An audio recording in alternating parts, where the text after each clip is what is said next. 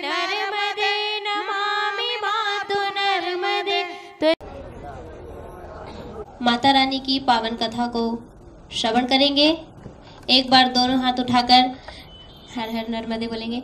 नर्मदे हर।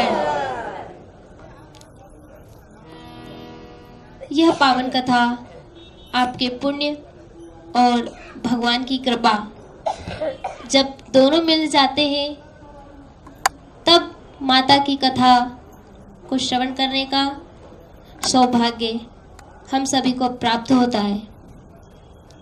इसीलिए कहते हैं संत और भगवान की जब कृपा बरस जाए तब अनंत आनंद की प्राप्ति होती है। आप सभी को आज तो कुछ समय की कथा है, किंतु कभी भी मौका मिलेगा तो 7 दिनों की सुनाऊंगी। आप सभी को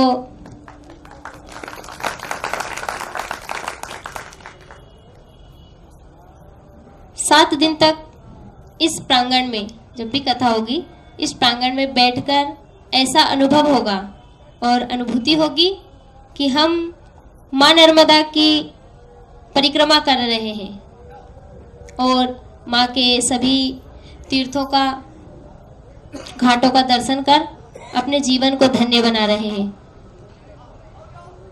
कथा के माध्यम से व्यासपीठ के द्वारा पधारे हुए सभी श्रद्धालुओं का मैं बहुत बहुत स्वागत वंदन अभिनंदन करती हूँ और इस कार्य को करने वाली समिति का जिन्होंने अपना तन मन धन से सहयोग किया है उनका भी मैं स्वागत करती हूँ, वंदन करती हूँ। नर्मदा महापुराण की कथा ये परम सौभाग्य मेरा है कि आज मैं आप सभी के बीच बैठकर माँ गंगा के इस तट पर बैठकर माँ नर्मदा की कथा आप सभी को सुनाने जा रही हूँ और मुझे ये सुनाने का अवसर मिला। मैं बहुत ही सौभाग्यशाली हूँ कि माँ गंगा की गोद में बैठकर मुझे कथा सुनाने का अवसर मिला है। कई वर्षों से हम इस पावन कथा को सुनते आ रहे हैं। मां नर्मदा की इस पावन कथा को कई वर्षों से हम सुनते आ रहे हैं। आज पुनः एक बार उसी कथा की ज्ञान गंगा में हम डुबकी लगाने जा रहे हैं। देखा जाए तो त्वदीय पाद पंकजम नमामि देवी नर्मदे। जब गुरु शंकराचार्य भी मां नर्मदा के किनारे गए तो मां नर्मदा की उछलती हुई लहरों को देखकर उन्होंने भी यही कहा कि त्वदीय पाद पंकजम नमामि देवी नर्मदे। नर्मदा जो जनमानस को पावन और पवित्र करने वाली है, उसी नर्मदा की कथा आज हम सब श्रवण करेंगे। नर्मदा महापुराण की कथा आदरणीय मार्कंडेय ऋषि के द्वारा धर्मराज युधिष्ठिर को सुनाई गई थी और यही कथा नैमिषारण्य की भूमि पर विराजमान परम आदरणीय श्री सूत जी शौनकादिक ऋषि को सुनाते हैं। अब यहाँ मैंने एक तीर्थ स्थान का नाम लिया है, नैमिषारण्य। जानते हैं आप सभी नैमिषारण्य? नैमिषारण्य तीर्थ वह तीर्थ है जहां पर यदि आप एक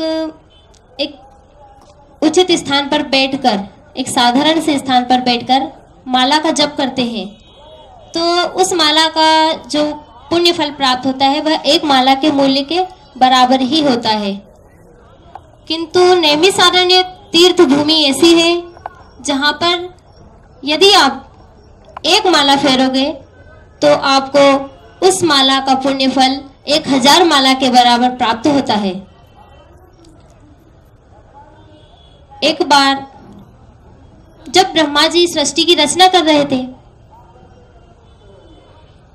तब सभी साधु संतों ने कहा कि प्रभु आपने सृष्टि की रचना की है, सब कुछ बनाया है, किंतु आपने ऐसा तो कोई स्थान बनाया ही नहीं जहाँ पर हम साधु संत बैठकर भगवान की तपस्या कर सके।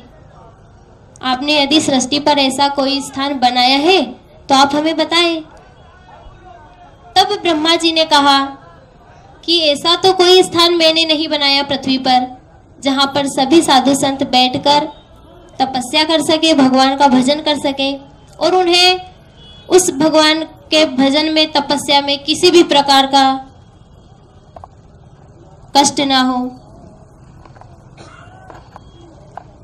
तब ब्रह्मा जी ने सभी साधु संतों से कहा कि एक काम करिए, आप ही हमें बताइए कि मैं वह स्थान कहाँ पर बनाऊं। तो सभी साधु संत कहने लगे कि प्रभु हम कैसे बता सकते हैं, सृष्टि की रचना आपने की है तो आप ही बनाइए कहीं पर हमारा भी एक स्थान। अब ब्रह्मा जी विचार में पड़ गए कि क्या किया जाए। साधु संत भी विचार में कि हमारे लिए तो कोई जगह बनाई नहीं, अब हम कहाँ जाएं, हम कहाँ पर तपस्या करें।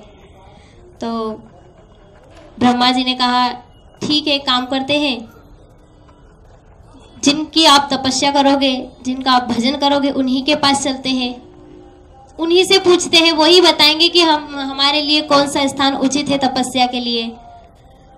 अब भगवान ब्रह्मा जी निकले हैं, सभी साधु संत निकले हैं, भगवान विष्णु के धाम पर गए और वहां जाकर सभी साधु संतों ने कहा, ब्रह्मा जी ने कहा कि हे प्रभु, आप ऐसा कोई स्थान हमें बताइए जहां हम तपस्या कर सकें, आपका भजन कर सकें, आपका गुणगान कर सकें और उसमें किसी भी प्रकार की कोई बाधा ना आए।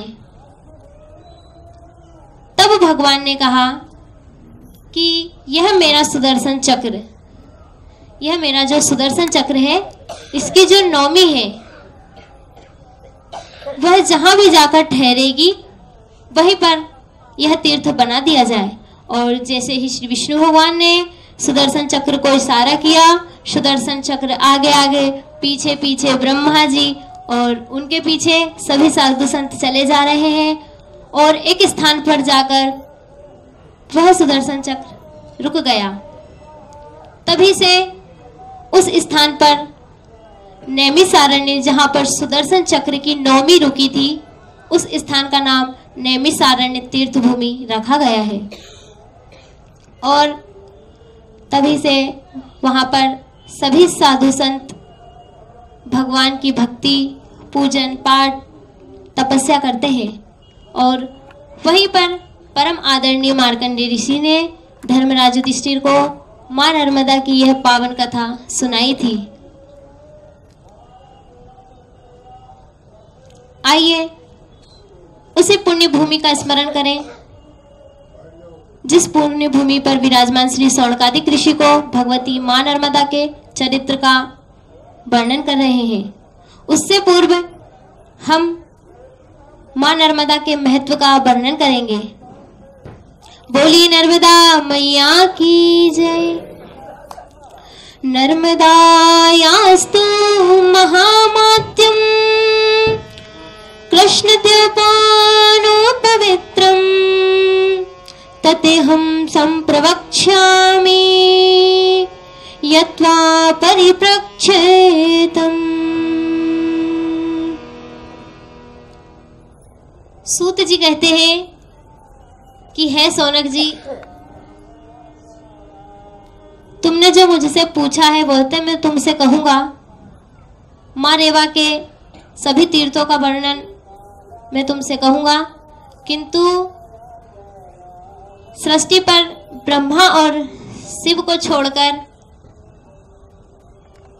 कोई अन्य मां नर्मदा के तीर्थों का वर्णन नहीं कर सकता। मां नर्मदा के दोनों तटों पर कदम कदम पर तीर्थ बसे हुए हैं। मां रेवा के जल में जितने भी कंकर हैं सभी को शंकर के रूप में पूजा जाता है। और जो फल हजारों अश्वमेघ करने से यज्ञ करने से, दान पुण्य करने से होता है, वही फल माँ रेवा में एक डुबकी लगाने मात्र से मिल जाता है। माँ सरस्वती का जल 3 बार में, गंगा जी का जल 1 बार नहाने से, और माँ नर्मदा का जल तो दर्शन मात्र से ही पवित्र कर देता है। माँ नर्मदा का जल का यदि आपने दर्शन कर लिया, माँ नर्मदा का यदि आपने दर्शन कर लिया, श्रद्धा भाव से दर्शन किया, तो आपके सभी पाप नष्ट हो जाते हैं। आज हम भी माँ नर्मदा के इस प्रांगण में बैठकर मानसिक रूप से माँ की परिक्रमा को करेंगे और अपने जीवन को धन्य बनाएंगे।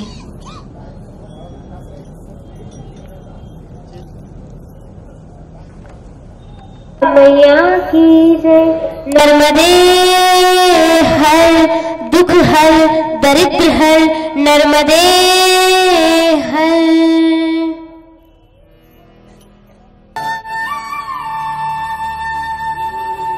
आज हम और आप सभी इस प्रांगण में बैठकर माँ नर्मदा की इस परिक्रमा को करेंगे और परिक्रमा को तो करेंगे ही, किंतु कथा में बैठे हो तो कथा में 2 बातों का विशेष ध्यान रखना चाहिए महाराज। पहला है आसन और दूसरा है अनुशासन। आसन से आशय है, जब भी हम भोजन करते हैं, पूजा पाठ करते हैं, अपना आसन लेकर बैठकर ही उस आसन पर बैठकर ही पूजा करते हैं, भोजन ग्रहण करते हैं। तो महाराज सभी से विनती है कि आप जब भी कथा सुने, माँ के प्रांगण में आए तो अपना एक आसन लेकर आए और एक उचित स्थान जहाँ आपको लगे कि यहाँ पर बैठकर मैं माँ नर्मदा का जो जल का जो महत्व है और माँ नर्मदा की जो परिक्रमा है 7 दिवस तक बिना किसी कष्ट के और बिना किसी परेशानी के सुन सकता हूँ, कर सकता हूँ, वहाँ आप आकर बैठिए महाराज और उस आसन पर आकर आप विराजमान हुइए और माँ नर्मदा की पावन कथा को श्रवण करें। दूसरा है अनुशासन। कथा में अनुशासन का बहुत महत्व है महाराज। आजकल सभी जगह हर चीज को, धार्मिक चीजों को भी एक बिजनेस के रूप में ले लिया गया है। कथा को भी बिजनेस के रूप में लेने लगे हैं कुछ तो। कथा में आओ तो पूरा मन लगाकर कथा सुनो, किसी से आपस में बात मत करो।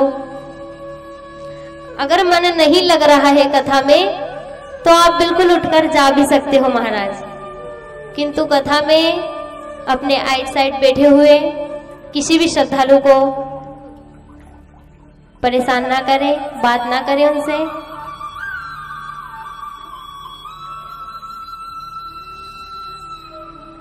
इस परिक्रमा में बहुत ही श्रद्धा और भाव के साथ हम सभी चलेंगे और सोचिए जरा कि हम अपने इस व्यस्त जीवन में माँ की परिक्रमा 7 दिनों में पूरी करेंगे तो बड़ा ही सौभाग्य है हमारा जो हम 7 दिनों में माँ की परिक्रमा को पूर्ण करेंगे।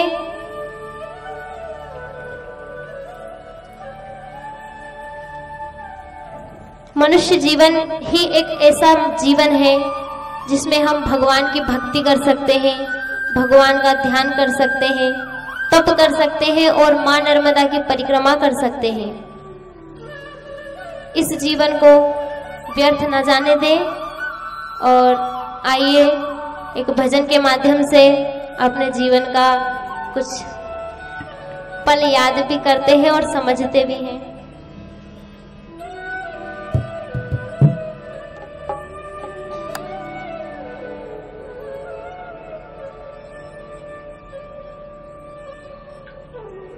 बोली नर्मदा मैया की जय।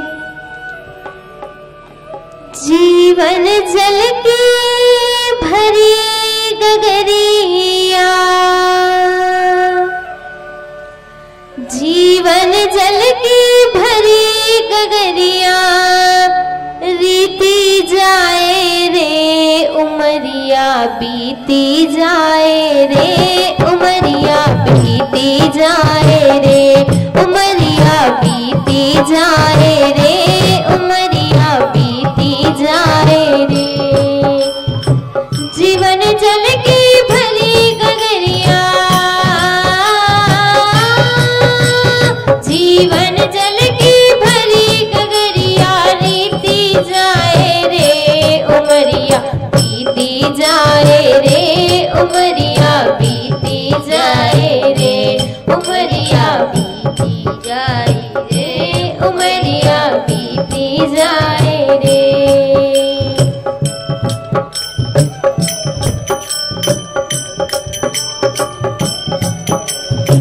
जीवन का जो सुखद सवेरा बीत गया वो बचपन तेरा, जीवन का जो सुखद सवेरा बीत गया वो बचपन तेरा, बीत गया वो बचपन तेरा। उस सुंदर सपने की फिर उस सुंदर सपने की फिर याद सताए रे, उमरिया बीती जाए रे, उमरिया बीती जाए रे, उमरिया बीती जाए रे, उमरिया बीती जाए रे। जीवन जल की भरी गगरिया, जीवन जल की भरी गगरिया, रीति जाए रे उमरिया बीती जाए रे, उमरिया बीती जाए रे, उमरिया बीती जाए रे, उमरिया बीती जाए रे, उमरिया बीती जाए रे, उमरिया बीती जाए रे।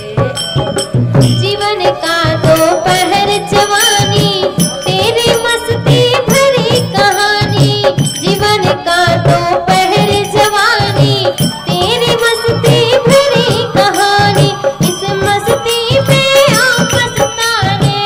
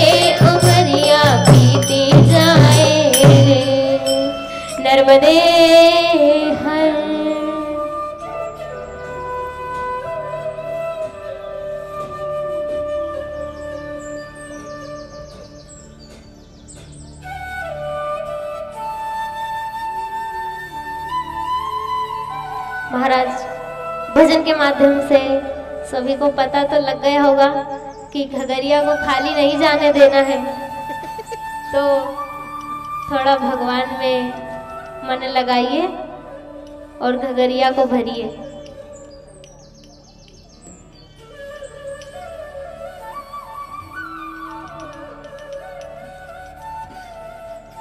मां नर्मदा की परिक्रमा की शुरुआत अब हम करेंगे। उससे पूर्व हमें यह भी जानना है कि मां नर्मदा पृथ्वी पर आई कैसे है। एक बार भगवान भोलेनाथ मां पार्वती के साथ ऋक्षवान पर्वत पर घोर तपस्या में लीन थे। भगवान के शरीर से एक श्वेत पसीने की बूंद पृथ्वी पर गिरी और उसी श्वेत बूंद ने एक दिव्य कन्या का रूप धारण किया। उस दिव्य कन्या ने हजारों वर्षों तक भगवान भोलेनाथ की तपस्या की और उसी तपस्या से प्रसन्न होकर भगवान भोलेनाथ ने उस दिव्य कन्या को दर्शन दिया और उस दिव्य कन्या से कहा कि हे पुत्री, बताओ तुम्हें क्या चाहिए। तुम इतनी बाल अवस्था में इतने वर्षों से मेरी तपस्या कर रही हो, तुम्हें क्या वरदान चाहिए। तभी उस दिव्य कन्या ने भगवान भोलेनाथ से कहा कि हे प्रभु, मुझे जो भी वरदान चाहिए आप सभी वरदान मुझे दो तो मैं बोलूं। तभी भगवान ने कहा कि ठीक है, पहले बताओ तो कि वरदान चाहिए क्या। तब उस दिव्य कन्या ने भगवान भोलेनाथ से कहा कि हे प्रभु, सर्वप्रथम आप मुझे वरदान दीजिए कि मैं आपकी पुत्री के नाम से जानी जाऊं। इसीलिए मां नर्मदा को शिवपुत्री भी कहा गया है। और दिव्य कन्या ने कहा कि आप हे प्रभु, मेरे जल में जितने भी कंकर हैं सभी को शंकर के रूप में पूजा जाए। आप सदैव उमा सहित मेरे दोनों तटों पर निवास करो। सभी देवी देवता मेरे तट पर निवास करें और जो भी प्राणी मेरे दर्शन करे उसके सभी पाप नष्ट हो जाएं। मुझे कलयुग में दक्षिण गंगा के नाम से जाना जाए। मां नर्मदा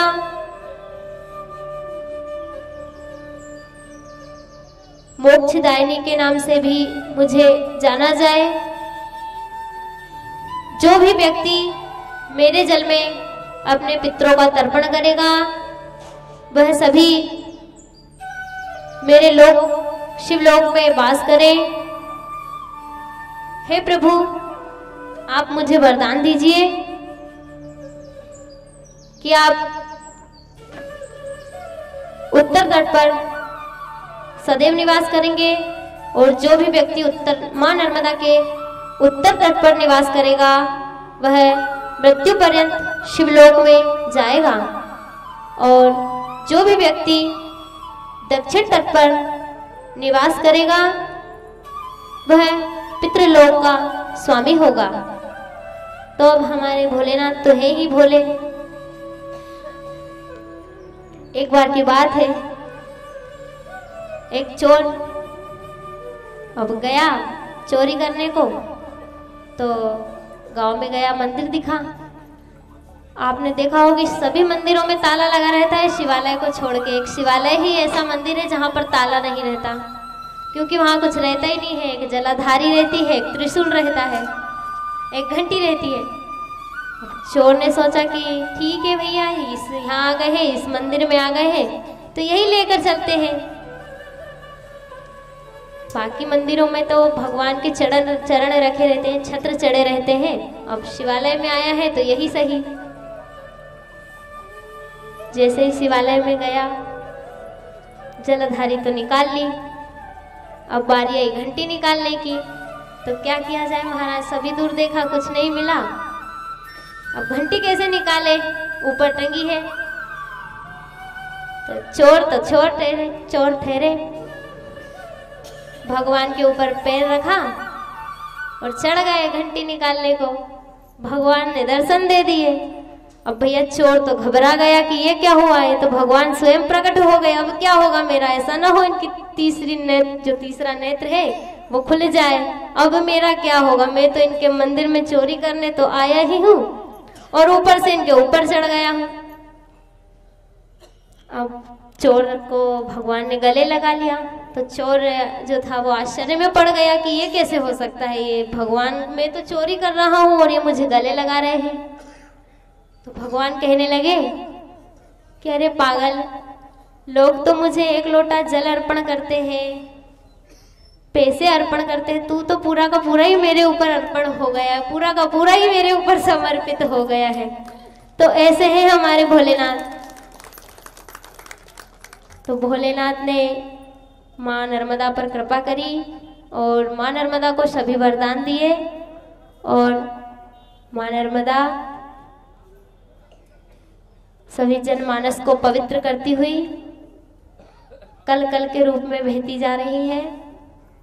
और माँ नर्मदा माह महीने के माह के सप्तमी को मैकल पर्वत पर प्रकट हुई। अमरकंटक माँ का धाम बना। आइए एक भजन के माध्यम से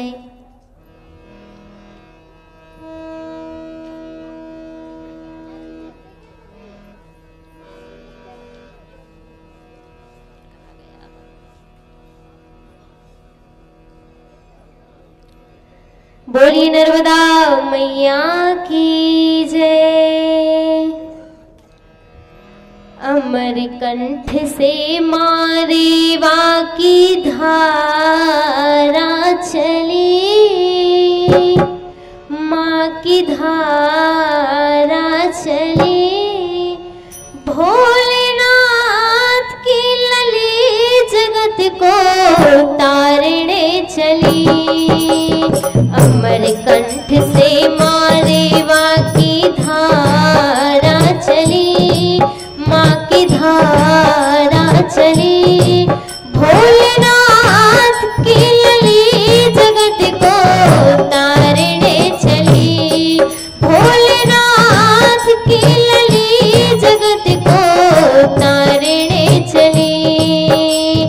अमरकंठ से मारेवा की धारा चली, बन के धारा चली।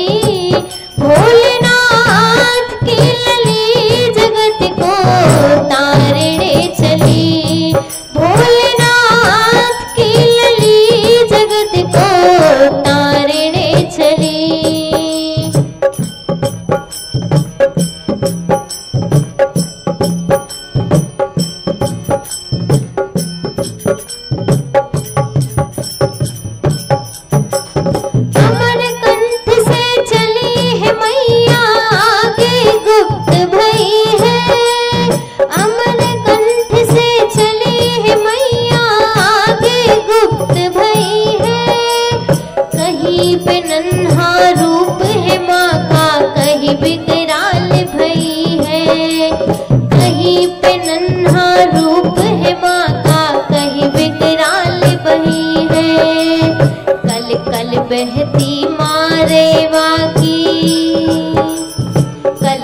बहती मारेवा की धारा चली। कल कल कल बहती मारेवा की धारा चली, भोलेनाथ की लली जगत को तारने चली, भोलेनाथ की लली जगत को तारने चली। अमरकंठ से मारेवा की धारा चली, अमरकंठ से मारेवा की धारा चली, भोलेनाथ की लली जगत को तारने चली, भोलेनाथ की लली जगत को तारने चली, भोलेनाथ की लली जगत को तारने चली, भोलेनाथ की लली जगत को तारने चली। बोली नर्मदा मैया की जय। नर्मदे हर दुख हर दरिद्र हर, नर्मदे हर जिंदगी भर। तो महाराज इसी प्रकार मां नर्मदा कल कल बहती हुई अमरकंटक से, मेकल पर्वत से निकली है और वहीं से हमारी परिक्रमा चालू होगी। अमरकंटक से हम परिक्रमा की शुरुआत करेंगे। अमरकंटक से होते हुए भृगु कमंडल, कबीर चबूतरा, भेड़ा घाट, जबलपुर होते हुए हमारा गांव छिपानेर होते हुए हंडिया नेमावर जिसे नाभि कुंड के नाम से जाना जाता है होते हुए, महेश्वर होते हुए, सूल पानी की कठिन झाड़ियों से होते हुए समुद्र जाएंगे और समुद्र पार करके उस पार होंगे। उस पार के सभी तीर्थों का दर्शन करते हुए, सभी घाटों का दर्शन करते हुए वापस अमरकंटक आकर हमारी कथा, हमारी परिक्रमा को विश्राम देंगे। अभी हमारी परिक्रमा की शुरुआत है। ये तो आपको डेमो दिया है कि कहाँ से कैसे जाकर और कहाँ खत्म करना है।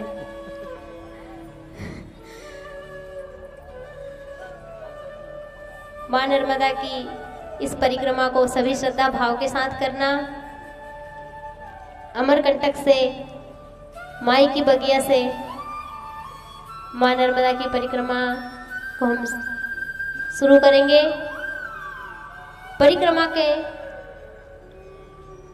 शुरुआत होते ही कुछ मील चलने पर एक भृगु कमंडल नामक स्थान आता है। अभी हमारी परिक्रमा स्टार्ट हो गई है महाराज, ध्यान देना सभी, परिक्रमा में चल रहे हैं हम। भृगु कमंडल नामक स्थान आएगा। इस स्थान पर भृगु ऋषि जी ने तपस्या की थी। सभी भक्त बड़े श्रद्धा भाव के साथ, जैसे आज हम लोग मां नर्मदा के प्रति श्रद्धा भाव दिखाते हैं, वैसे दिखाते थे। तो भृगु जी ने कहा कि अरे कौन है तुम्हारी नर्मदा, और कुछ दूर जाकर और एक शिला पर बैठ गए। अब शिला पर बैठ गए कमंडल लेकर और कहने लगे कि अगर तुम्हारी नर्मदा माँ में शक्ति है तो ठीक है, आज मैं भूखा प्यासा बिना अन्न खाए इस शिला पर बैठा रहूंगा, देखता हूँ तुम्हारी नर्मदा माँ आती है कि नहीं। अब भैया मैया की परीक्षा ले रहे हैं भृगु जी। बैठे रहे। कुछ समय के पश्चात एक कन्या आई। कन्या ने कहा, ऋषिवर आप इस शिला पर क्यों बैठे हैं? माँ का स्थान तो आगे है, आप थोड़ा सा इधर आकर क्यों बैठे हो? बोले तुम कौन हो? बोले मैं तो वो हूँ कि हर कण कण में बसी हुई हूँ। आप मेरा क्यों परिचय लेना चाहते हो? मैं तो हर कण कण में, इस शिला पर आप बैठे हो इसमें भी हूँ मैं तो। अब ऋषि जी ने बात पकड़ ली महाराज। कहने लगे कि अच्छा तुम इस शिला पर भी हो, शिला पर हो तो अच्छा ठीक है, मुझे जल निकाल कर बताओ इस शिला से, तो मैं मानूं कि हाँ तुम इस शिला में भी हो और कण कण में तुम्हारा वास है। अब मैया की परीक्षा ले रहे हैं, तो मैया तो क्या है, जैसे ही मैया ने आशीर्वाद दिया और माँ का कल कल कल कल करता हुआ जल शिला से बह निकला महाराज। और जैसे ही मैया ने कहा कि ऋषिवर आप शिला के नीचे अपना जो कमंडल है वो तो लगाइए जल भरने के लिए। जैसे ही भृगु ऋषि ने कमंडल लगाया, वैसे ही माँ की जो महिमा थी, माँ की जो परीक्षा थी वो तो पूर्ण होनी ही थी महाराज। कमंडल पूरा जल से, माँ के जल से भरा गया और माँ नर्मदा वहीं से घूमती हुई, उस शिला से घूमती हुई कबीर चबूतरा नामक स्थान पर आ जाती है। यहाँ से माँ नर्मदा की परिक्रमा को हम आगे करेंगे। ये तो बहुत बड़ी परिक्रमा है, एक दिन में तो पूर्ण नहीं होगी। और बस कथा का यहीं पर आज विश्राम देते हैं। परिक्रमावासी यहीं पर विश्राम करेंगे कबीर चबूतरा में। इसके बाद की परिक्रमा देखते हैं, जब भी होगी बिल्कुल सुनाएंगे आपको, ठीक है। नर्मदे हर एक भजन और माँ नर्मदा का, उसके पश्चात ओ जगत की तारणे हारी हो माँ, मैया नर्मदा की जय बोलो। तू तो जगत की तारणे हारी हो माँ, मैया नर्मदा की जय बोलो, मैया नर्मदा की जय बोलो, मैया नर्मदा की जय बोलो। तू तो जगत की तारणे हारी हो माँ, मैया नर्मदा की जय बोलो। तू तो जगत की तारणे हारी हो माँ, मैया नर्मदा की जय बोलो।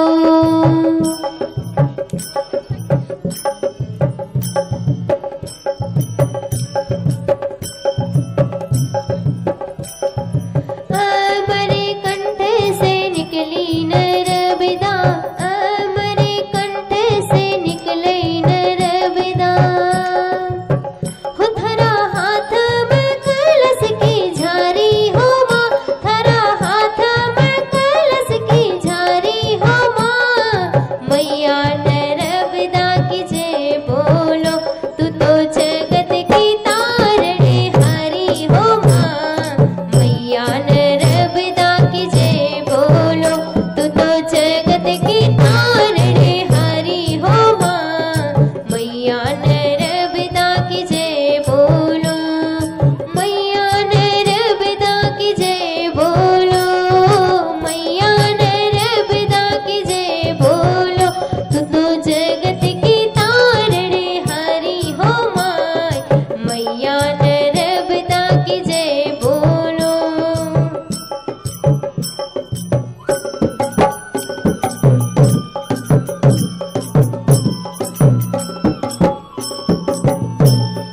ब्रह्मा भी नहावे मैया विष्णु भी नहावे, ब्रह्मा भी नहावे मैया विष्णु भी नहावे, ब्रह्मा भी नहावे मैया विष्णु भी नहावे, हो धरी पूजा करे दुनिया सारी हो, धरी पूजा करे दुनिया सारी हो, मैया नर्मदा की जय बोलो। तू तो जगत की तारणे हारी हो माँ, मैया नर्मदा की जय बोलो। तू तो जगत की तारणे हारी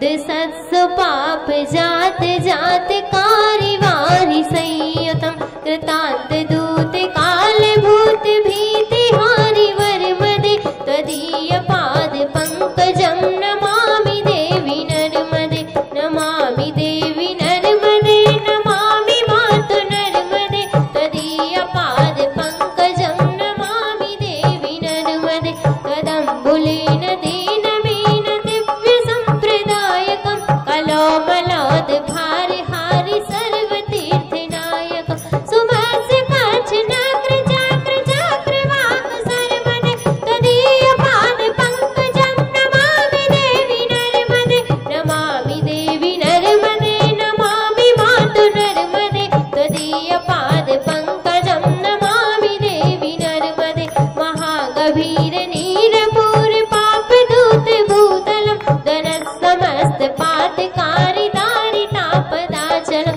जगल्लय महाभय प्रकुण्ड सूर हरमदे तदीय पाद पंकजं नमामि देवी नर्मदे नमामि देवी नर्मदे नमामि मातु नर्मदे तदीय पाद पंकजं नमामि देवी नर्मदे गतं तदेव मे भयं त्वदम्बु वीक्षितं यदा प्रकुण्ड सून सौनकासुराणि सेवि सर्वदा पुनर्भवाप्ति जन्म जम्भवाप्ति दुःख वर्मदे तदीय पाद पंकजं नमामि देवी नर्मदे नमामि देवी नर्मदे नमामि मातु नर्मदे तदीय पाद पंकजं नमामि देवी नर्मदे अलक्ष लक्ष किन्नरामिरासुरादि पूजितं सुलक्ष नीर धीर धीर पक्षि लक्ष पूजितं वसिष्ठ शिष्ट पिप्पलादि कर्ममादि सर्मदे तदीय पाद पंकजं